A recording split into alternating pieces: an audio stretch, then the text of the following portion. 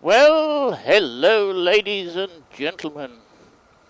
It's been a long time since we've done a ride of ramblings due to a number of problems, and as you can see they're digging up this road, which is not helpful. In fact, back the other way they're digging some rather large trenches in the road that are well over a foot deep. Well over a foot deep. And it's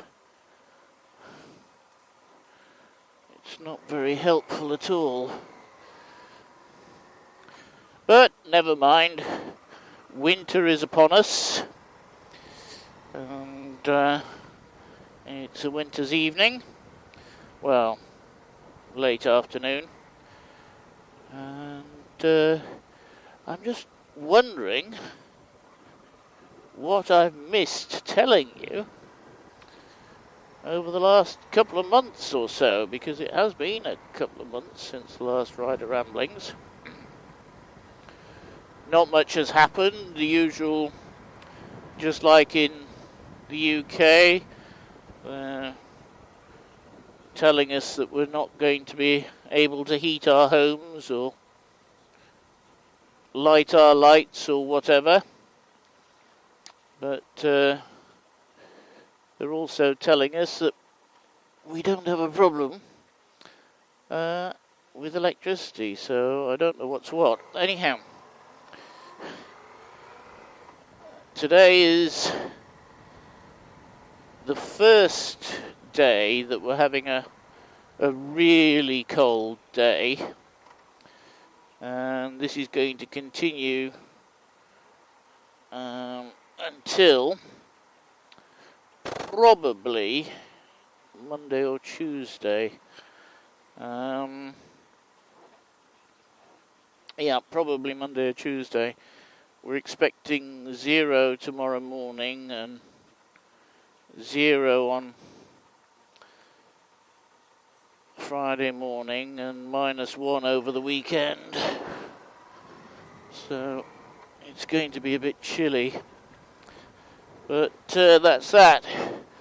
I mean, a lot of France is, or a lot of Paris and so on now, they're dropping the speed limits in the towns and the cities to 30 kilometers an hour, which is about 20 miles an hour approximately, give or take, on that. So this seems to be a European thing. It seems that they don't want people travelling quickly at all in towns and cities, so we've got the 20 miles an hour, should we say, in a lot of places. They've now introduced parking charges in Paris, which is not helpful. Oh yes, and there's even talk that the MOT will be brought into France for motorbikes, which of course is making one or two people somewhat upset.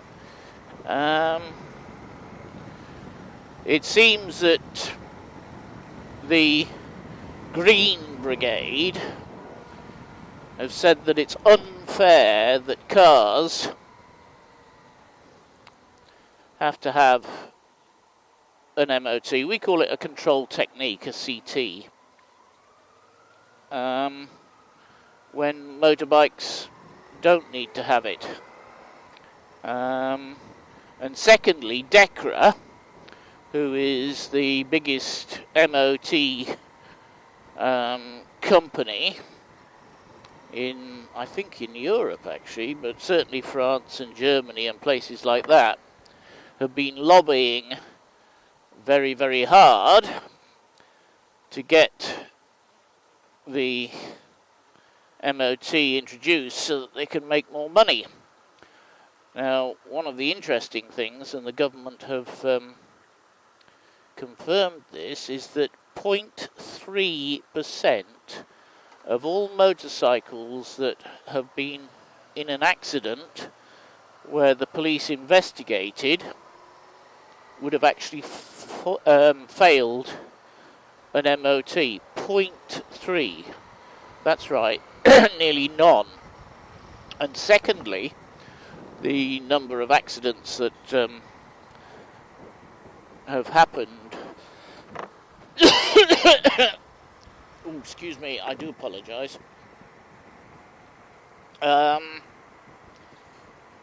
motorcycles has dropped by 19% in the last year, and you have to remember that we've been back at work and we had the restrictions on movement, and I've got no idea what 91 is doing. I don't think he knows either.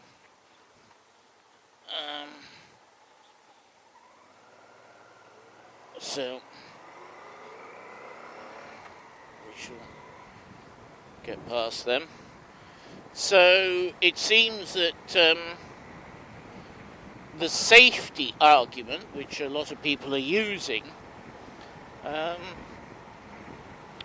is not a valid one per se, and I must admit, I would say for a lot of cars, I would say that the safety argument is not necessarily valid either, because a lot of the cars in Paris, certainly in Paris, are quite new. Having said that, the one on the right-hand side here is 10 years old, 11 years old. But the van in front of me I've just gone past is 4 years old, so probably just due its MOT, because in France the first MOT is at 4 years, and then it's every 2 years after that, not every year like it is in the UK, so it's a bit different. Having said that, so anyhow, that's the news from the motorcycle front, and we're having lots of demonstrations and lots of manifestations, as they say, and blocking various roads, etc., etc. By motorcyclists. I mean, the other thing which the anti-motorcycle lobby is arguing about is that the noise of motorcycles, of which, you know, they're talking about noisy exhaust pipes. And of course the answer to that one is that if you want to pass an MOT, you just change your pipe, which takes about 15 minutes. You go and do your MOT and change your pipe back. And I mean, you know, the motorcycle associations are actually saying, you know, this is what's going to happen. So the MOT is actually going to have no effect whatsoever on noisy pipes. So what the government are doing are putting up quite a lot of microphones, microphone radar systems.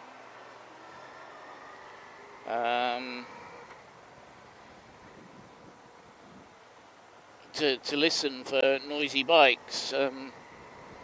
In Paris there are a few, and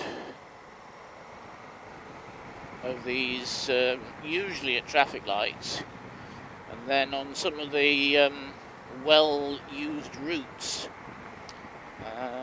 by both cars and motorbikes. Actually,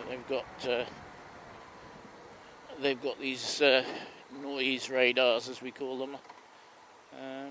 I don't know what you call them in the UK. I'm sure they'll have an interesting name, but I don't know what they are.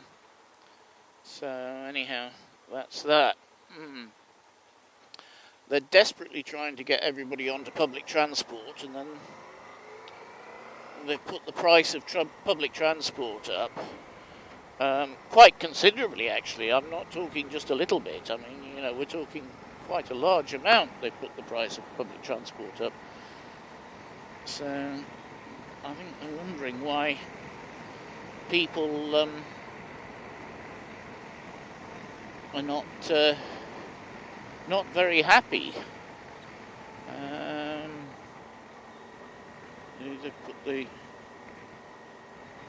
Some of the prices have gone up very considerably indeed. Very considerably indeed. Never mind. So it seems that the left hand doesn't know what the right hand is doing at all, which doesn't really surprise me actually. On that, price of fuel is coming down. It's still quite high in France. I'm not too sure exactly what the prices are today, but they were about between €1.65 and €1. Well, it depends where you are. About €1.70 to €1.80 for diesel. They've really cranked up the tax on diesel to try and persuade people not to use it, just like they did in the UK. And in fact, I do believe in some places, some of the private stations, petrol stations, diesel is over €2. I'm not sure what the exchange rate is. I think it's 1.15 at the moment. So do the maths. So it's probably about the same price as the UK, because I did hear that somebody said in the UK it was about 140. So that's getting close to the prices in France. Anyhow, that's that. It's very murky weather. We've got a BMW rider going crazy behind. And another one. Never mind. There are so many, and I do mean so many, speed cameras about that it's not really worth speeding anymore.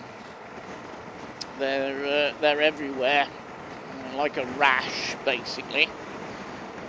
And they even put them in this tunnel here occasionally, which, depending on which side you're on, it's 90 on this side, 90 kilometres an hour on this side, but 70 kilometres an hour on the other side, and then it swaps a bit further on. You'll probably see the 70 sign, and it goes to 90 on the other side and 70 on this side. Most bizarre. Anyhow, I'll say thank you very much for watching.